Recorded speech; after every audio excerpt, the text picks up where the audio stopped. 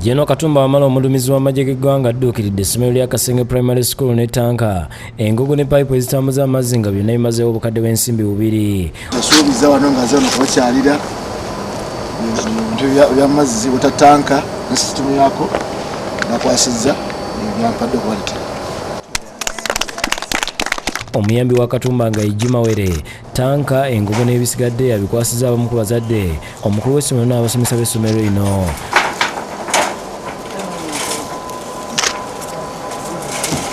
Omukulu w'essomero lino Jane Namuli ategeeza nti babadde n'ekizibu ky'amazzi ng'ekyalo kirina oluzzi lumu nga lwe lukozesebwa abatuuze n'essomero ng'abayizi basanga obuzibu okufuna amazzi ne kituuka okukosa ensoma yaabwe.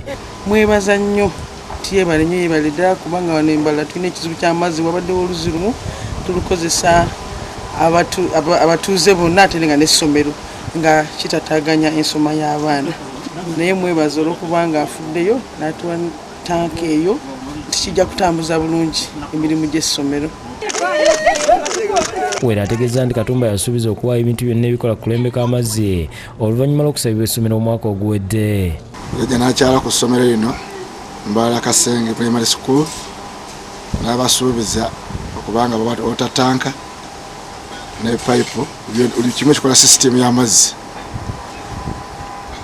N'olwekyo okuleeta ebintu bino okutuukiriza bitulese olwaleero ekisuubizo kyeyasuubiza.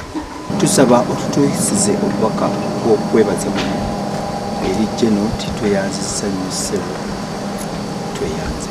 Tumwebaza nnyo yeebale nnyo yeebalire ddala wajje Mukama amuddizeewo.